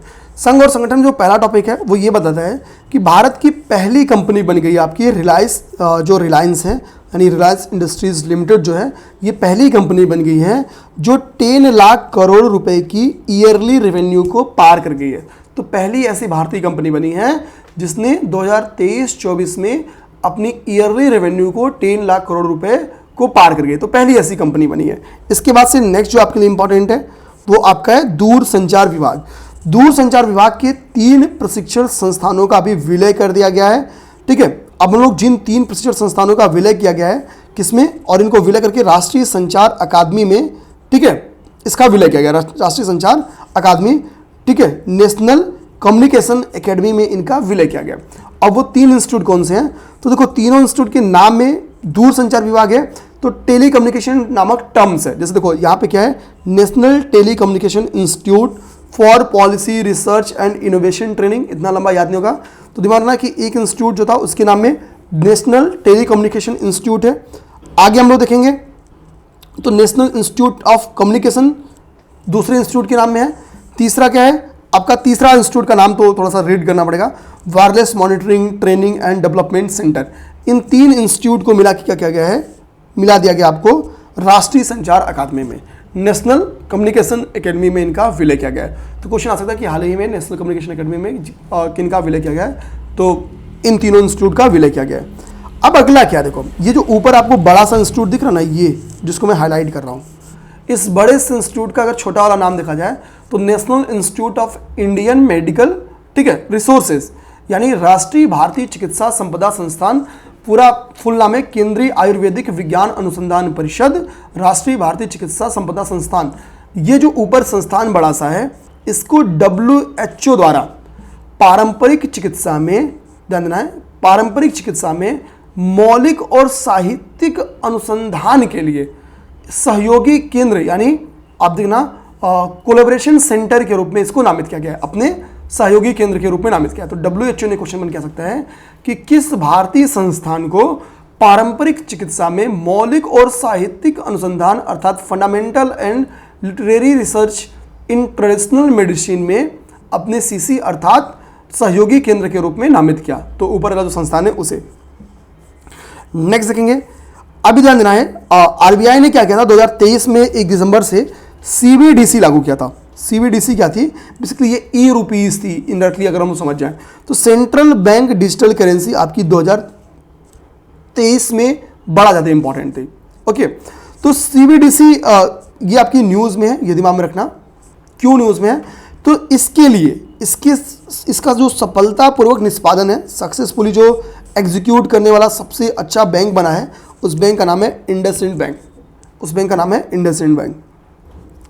आप जो डंप ट्रक देखते हो ना, जो कचरा को या माल को एक जगह से उठाते हैं दूसरी जगह डंप कर देते हैं, तो SKT 105E ये आपका डंप ट्रक है। और इस डंप ट्रक की विशेषता क्या है, ये फुली इलेक्ट्रिक डंप ट्रक है, इलेक्ट्रिक डंप ट्रक है। ठीक है, अब बताओ गवर्नमेंट का टारगेट कब तक है कि 40% वाहनों को इलेक्ट्रिक वाहन में कन्वर्ट करना, ये गवर्नमेंट का कब तक टारगेट है। ठीक है, ये आप क्वेश्चन मार्क बताओ, मैंने बताया हुआ है पहले, जो शुरू से क्लास देख रहे हैं उनको पता होगा। ओके, इसको बनाने वाले, इस डंप ट्रक को बनाने वाली जो कंपनी है उसका नाम है सैनी इंडिया, सनी देओल इंडिया नहीं, सैनी इंडिया। ओके, स्टारगेट एक जो कि एक क्या है, एक सुपर कंप्यूटर है, सुपर कंप्यूटर है। इसको विकसित करने के लिए माइक्रोसॉफ्ट और ओपन AI ने क्या है कि भैया ये बोला कि चलो हम लोग मिलके क्या करेंगे, एक स्टारगेट नामक एक सुपर कंप्यूटर, AI बेस्ड एक सुपर कंप्यूटर का निर्माण करेंगे। 2028 तक इसको लॉन्च करने का इनका टारगेट है। कब तक? 2028 तक इसको लॉन्च करने का टारगेट है। नेक्स्ट आते हैं हम लोग, अब ये रीड कर लेना है बस, बहुत ज़्यादा नहीं। बाल्को के संदर्भ में है ये क्वेश्चन। क्या है, कह रहा है कि जो बाल्को है, ठीक है, भारतीय एल्यूमिनियम कंपनी लिमिटेड जो है, ये बाल्को एल्यूमिनियम स्टीवर्डशिप, ठीक है, एल्यूमिनियम स्टीवर्डशिप इनिशिएटिव प्रदर्शन मानक जो V3 है उसका प्रमाणन प्राप्त कर लिया है।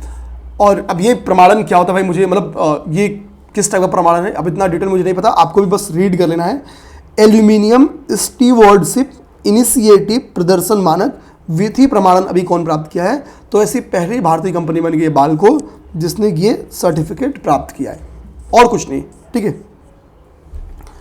ठीक। अभी 2024 में देखेंगे 2 कंपनियां यूनिकॉर्न बनी हैं। इसके एक कंपनी अभी मार्च में बनी थी, जो मार्च में बनी थी उसका नाम था B2B SaaS करा कि देखो, ठीक है, ठीक, ये आपकी क्या है, दूसरी यूनिकॉर्न कंपनी बनी है 2024 में, ओवरऑल नहीं 2024 में। ठीक है, तो परफ्यूस B2B SaaS जो कि फिनटेक कंपनी है, ये क्या बनी है, ये एक यूनिकॉर्न कंपनी बनी है, दूसरी यूनिकॉर्न कंपनी। 2024 की पहली यूनिकॉर्न कंपनी जो थी उसका नाम है ये कृत्रिम, देना कृत्रिम उसका नाम ही है। तो ये 2024 में जो यूनिकॉर्न्स बनी उनका नाम है। अब आ जाओ, LIC क्या है, बीमा ब्रांड्स में सबसे अव्वल दर्जे का बीमा ब्रांड है। भारतीय जीवन बीमा निगम सभी बीमा ब्रांडों में सबसे मजबूत बीमा ब्रांड के तौर पे नामित किया गया है। ठीक है, ठीक। न्यूरालिंक जो कि एलन मस्क की एक कंपनी है, न्यूरालिंक की एलन मस्क की इस कंपनी ने क्या किया है, इंसान में ब्रेन चिप लगाया है। ओके, ब्रेन चिप लगाया और इसका नाम दिया है टेलीपैथी। इसका नाम क्या दिया उसने, टेलीपैथी। तो न्यूरालिंक नामक एक कंपनी है जो कि एलन मस्क के इंसान में ब्रेन चिप लगाई है, जिसका नाम है टेलीपैथी नामक एक ब्रेन चिप लगाई। ये पीटी के लिए इंपॉर्टेंट हो सकता है, याद रखेंगे। एनटीपीसी लिमिटेड को शीर्ष नियोक्ता यानी टॉप एम्प्लॉयर इंस्टीट्यूट या कंपनी के या संस्थान के तौर पे इसको नामित किया गया है। शीर्ष नियोक्ता 2024 के रूप में इसको नामित किया गया है। नेक्स्ट जो हमारे लिए इंपॉर्टेंट है, ठीक है, टाटा कंसल्टेंसी सर्विसेज टीसीएस हुआ क्या है कि बेसिकली आईटी सेक्टर की कंपनी की एक लिस्ट जारी की गई, आईटी सर्विसेज 25 रैंकिंग जारी की गई और भारत की सबसे मूल्यवान कंपनी में देखेंगे तो विश्व में दूसरी सबसे मूल्यवान कंपनी के तौर पे टीसीएस को नामित किया गया है। विश्व की में दूसरी सबसे मूल्यवान कंपनी के रूप में बेसिकली इसको आईटी कंपनी के रूप में इसको नामित किया गया है, किसको, टीसीएस को। ठीक है, तो पहली कंपनी कौन सी है, तो एक्सेंचर सबसे मूल्यवान कंपनी है विश्व में आपका आईटी सेक्टर की, और जो पहली मूल्यवान कंपनी है वो एक्सेंचर और दूसरा टीसीएस है। अब हम लोग देखेंगे साब, आज का मतलब इस टॉपिक का जो सबसे लास्ट है साब है। साब क्या है, तो जानना साब को 100% एफडीआई, ये एक स्वीडन कंपनी है डिफेंस सेक्टर की, तो 100% एफडीआई हासिल करने वाली पहली विदेशी कंपनी बनी। और साब भी पहली बार ऐसा होगा जो स्वीडन के बाहर कार्ल गुस्ताफ M4 राइफल का निर्माण करेगी। कार्ल गुस्ताफ M4 राइफल का निर्माण करेगी फर्स्ट टाइम स्वीडन के बाहर। तो ये एक स्वीडन की कंपनी है, स्वीडन की कंपनी है, ये दिमाग में आप लोग रखना। अब ये हमारा टॉपिक हो गया। इसकी बात देखेंगे कि अभी चूंकि जो वेस्ट बंगाल का केस आपको पता ही होगा मेडिकल कॉलेज का, उसके बाद से कुछ रूल्स में चेंजिंग, रेगुलेशन में चेंजिंग किया वेस्ट बंगाल की गवर्नमेंट ने। तो उसने पास्को एक्ट जो 2012 था उसमें कुछ संशोधन किया। बेसिकली उसमें यह था कि अगर रेप के दौरान के परिणाम स्वरूप अगर पीड़िता की मृत्यु हो जाती है या वो कोमा में चली जाती है तो एक चीज़ तो फिक्स है, इन दोनों केस में उनको फांसी की सज़ा मिलेगी, इसमें कोई दो राय नहीं है। जांच की रिपोर्ट 21 दिन में सबमिट करनी है। हाँ, कुछ स्पेशल केस हो, कुछ वैध कारण हो, अगर आप दिखाते हैं कि हमको थोड़ा सा जांच में इन कारणों से डिले हो सकता है तो आपको 2 वीक का अतिरिक्त छूट मिल सकता है, यानी 15 दिन और आप ले सकते हो। ठीक है, तो ये है। अपराध करने में अगर किसी ने मदद किया है, अपराध किया नहीं है, तो उनको 5 वर्ष तक की सजा का प्रावधान है। ठीक है, ये सारी बातें इसमें बोली गई हैं। बाकी हमको पता है कि रिजर्वेशन, SC ST रिजर्वेशन में अब क्या था कि वर्गीकरण की, उप वर्गीकरण की बात की गई थी। इसके पहले उप वर्गीकरण का मुद्दा 2004 में आया था, जिसको सुप्रीम कोर्ट ने सिरे से खारिज कर दिया था, ये कहते हुए कि SC ST एक कॉमन, एक समरूप समूह है, इसमें कोई वर्गीकरण की जरूरत नहीं है। ठीक है, तब ये फैसला 5 सदस्यीय बेंच के द्वारा दिया गया था। लेकिन अभी रिसेंट में 7 सदस्यीय बेंच ने 6:1 के रेशियो में क्या किया, ये फैसला किया कि आप क्या कर सकते हो कि इसमें उप वर्गीकरण कर सकते हो, इसकी परमिशन दी गई। किस केस में, तो दविंदर सिंह बना पंजाब राज्य के मामले में फैसला सुनाते हुए 7 न्यायाधीशों की पीठ ने यह डिसीजन दिया था। ठीक है, हालांकि विरोध के कारण इसको रोक दिया गया। सुप्रीम कोर्ट बार एसोसिएशन में 1/3 का रिजर्वेशन अब दे दिया गया वुमेन्स को। ठीक है, और इसी के साथ सुप्रीम कोर्ट बार एसोसिएशन का जो कोषाध्यक्ष का पद है, कोषाध्यक्ष के पद पे केवल वुमेन्स रहेंगी, कोषाध्यक्ष के पद पे केवल वुमेन्स रहेंगी, ये बात बोली गई। केवल महिलाओं के लिए पद आरक्षित है, बाकी में 1/3 रिजर्वेशन है। इराक ने समलैंगिक संबंध के ऊपर 15 साल का सजा जाओ, और अगर यही घटना आप करते हो ग्रीस में तो कोई सजा नहीं है, आप कानूनी तौर पे वैध माने जाओगे। ठीक है, समलैंगिक विवाह को वैध बनाने वाला पहला रूढ़िवादी ईसाई देश बन गया वो ग्रीस। अब बताओ कि अभी साउथ ईस्ट एशिया की एक कंट्री ने भी समलैंगिक विवाह को परमिशन दिया है। ठीक है, नेपाल ने भी परमिशन दिया हुआ है, आप चाहो तो अभी रिसेंट में वो साउथ ईस्ट एशिया की कंट्री वो न्यूज़ में है, आप कमेंट बॉक्स में जरूर बताओ, मैंने पढ़ाया हुआ है इसलिए पूछ रहा हूँ आपको। ओके,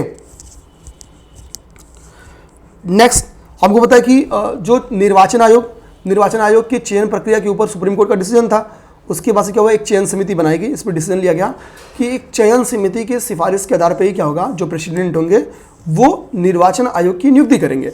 अब जो चयन समिति है, चयन समिति के मेंबर्स कौन होंगे, तो चयन समिति में भाई खुद प्राइम मिनिस्टर शामिल होंगे।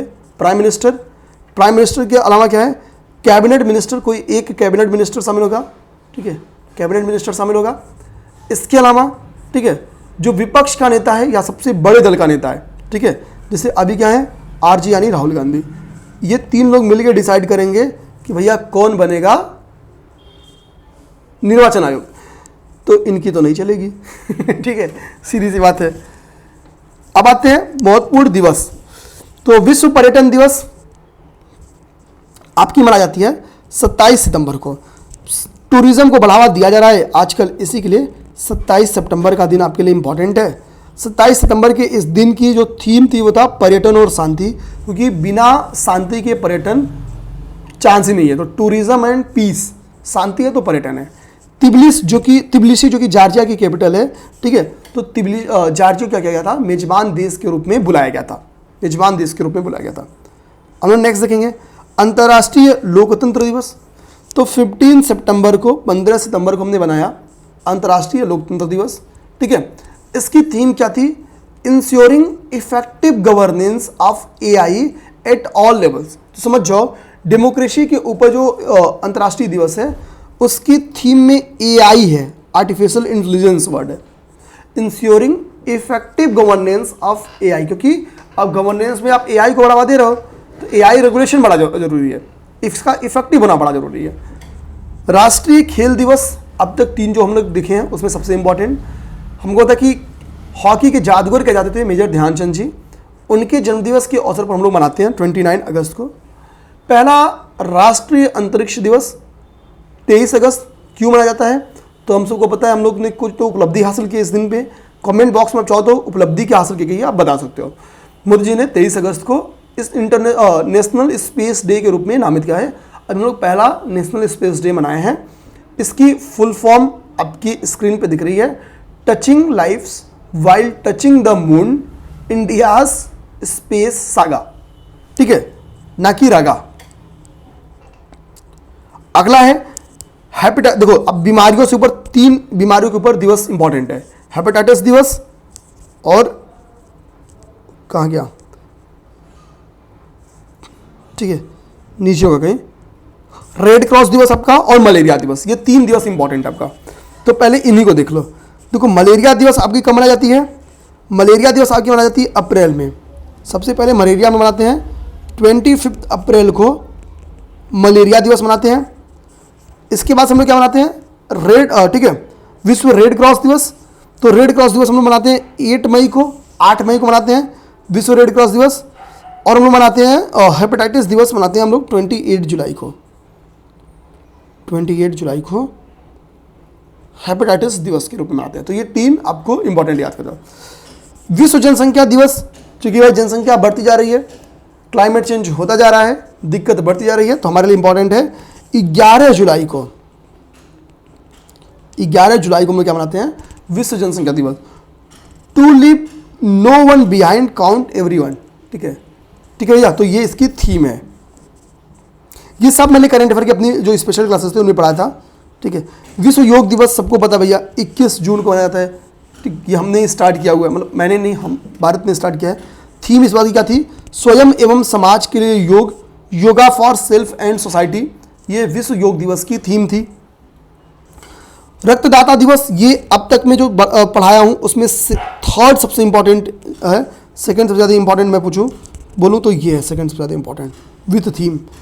तो विश्व रक्तदाता दिवस का अभी इसके आयोजन का 20 ईयर पूरा हुआ है, तो इसी के लिए इसके थीम में भी 20 ईयर लिखा हुआ है, celebrating 20 year of giving, thank you blood donors,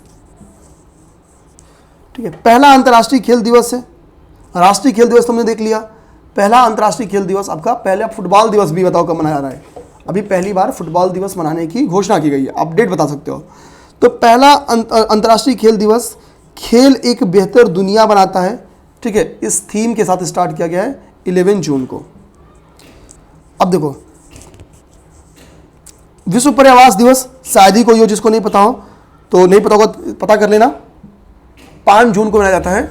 इसकी थीम क्या है, आवर लैंड आवर फ्यूचर, ठीक है, थारा पैसा थारी गाड़ी, ठीक है, ऐसा नहीं है, आवर है यहाँ पे, our land our future we are #generation restoration, ये इसकी थीम है। तंबाकू निषेध दिवस 31 मई को मनाया जाता है। तंबाकू निषेध का जो एम्बेसडर बनाया गया है वो PV सिंधु को बनाया गया है, ये दिमाग में रखिए आप लोग। अंतर्राष्ट्रीय जैव विविधता दिवस, अब 3 देखो फिर इंपॉर्टेंट है। जैव विविधता दिवस आपकी 22 मई को मनाई जाती है। फिर 22 मई के बाद से आपका आता है 22 अप्रैल। 22 अप्रैल को मनाते हैं हम लोग पृथ्वी दिवस, ठीक है, 22 अप्रैल को पृथ्वी दिवस। 22 मई को हम लोग मनाते हैं जैव विविधता दिवस। और 22 मार्च को हम लोग मनाते हैं, कहाँ गया भैया 22 मार्च, एक महीने का बस अंतर है, हाँ, विश्व जल दिवस। तो मार्च में 22 को हम लोग मनाते हैं जल दिवस। इसके अलावा मनाते हैं पृथ्वी दिवस, जल के बाद से पृथ्वी, और फिर जैव विविधता। इसके बाद से क्या हम लोग मनाते हैं, जैव विविधता।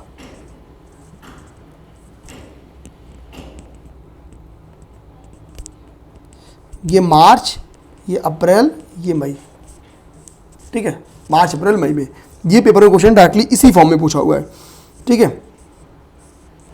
वेटलैंड डे वेरी इंपॉर्टेंट 2 फरवरी को मनाते हैं, ठीक है।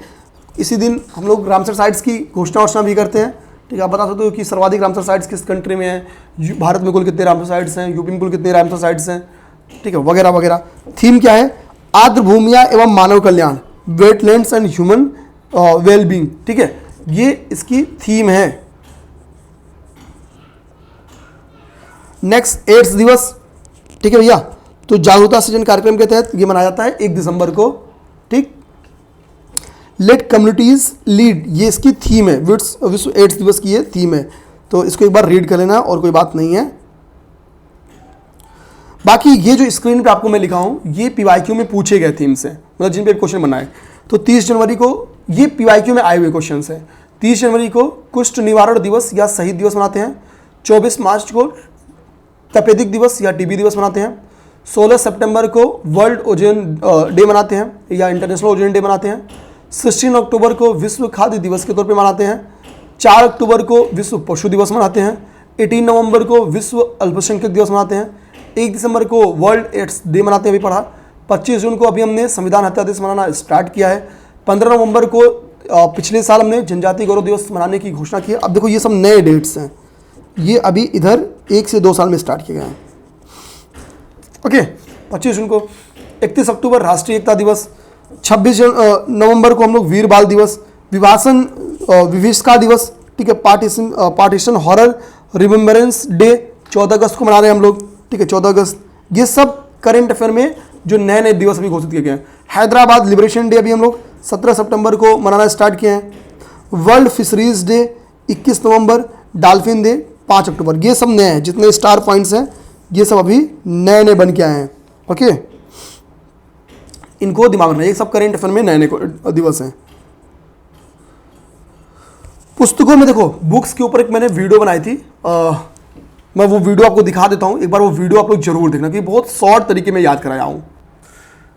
देखो भैया, आप हमारे यूट्यूब पे जाना, ठीक है, यूट्यूब पे आप हो ही अगर क्लास देख रहे हो, प्लेलिस्ट पे जाना, तो प्लेलिस्ट पे हूँ, प्लेलिस्ट पे जाओगे तो ये आइदर्शी क्लास है, ये PT स्पेशल क्लासेस है शिवानी मैम की, ठीक।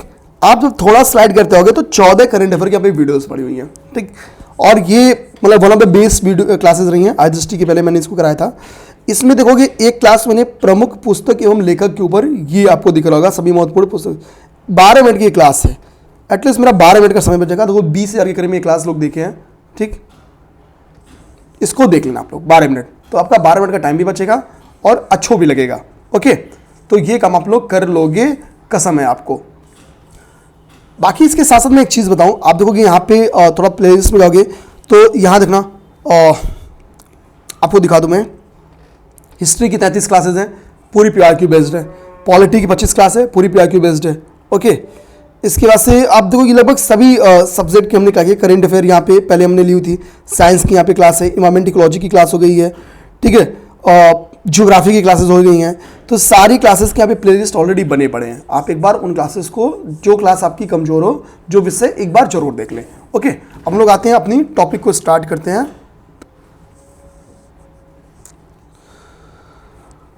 पुस्तक हम वहां से देख लेना, बट आप थोड़ा सा यहाँ पे देख लो। अ फाइंड्स अ होम, ये आलिया भट्ट की बुक है, जो कि उसमें नहीं लिखी गई है, उसमें अममा वाली बुक लिखी गई है। अ फाइंड्स अ होम, ठीक है, ये आलिया भट्ट की बुक है। ओके, सोर्स कोड, ठीक है, ये वाला बुक मैंने उस वीडियो में बताया हुआ है। द नागा स्टोरी उस बुक में, उस वीडियो में नहीं है। नागा स्टोरी सुमन वाजपेयी की बुक है, ये आपके लिए इंपॉर्टेंट है। नागा स्टोरी क्या है, सुमन वाजपेयी की बुक है, ये आपको याद कर लेना है। ओके, ये बुक उसमें नहीं है। अ वंडरलैंड ऑफ वर्ड्स, जो कि शशिर थरूर की बुक है। सेन वाटसन की ये बुक मैंने वहाँ पे पढ़ाई हुई है, इंपॉर्टेंट है। The winners mindset, Sen Watson, वहाँ पे मैंने बताया हुआ है, बहुत इंपॉर्टेंट, उसमें लॉजिकली याद कराया हूँ। ये द कॉन्स्पिरेसी वाली बुक मैंने उस वीडियो में बताया हुआ है, बहुत बढ़िया है। नाइफ आपको याद कराया हूँ, ठीक है, वहाँ पे। द बुक ऑफ लाइफ, जो विवेक रंजन अग्निहोत्री की है, ये भी मैंने आपको वहाँ पे तैयार कराया है। मतलब केवल जो मुझे देखो, उसमें सादाबा नहीं है, सादाबा याद कर जाओ आप लोग, मुनव्वर राणा की बुक है सादाबा। ओके, चेतन भगत की ये book 11 rules for life, Chetan Bhagat की, ये आप लोग याद कर जाओ, ठीक है। नए भारत का सामवेद, खुद हमारे मोदी जी लिखे हैं, ये याद कर जाओ।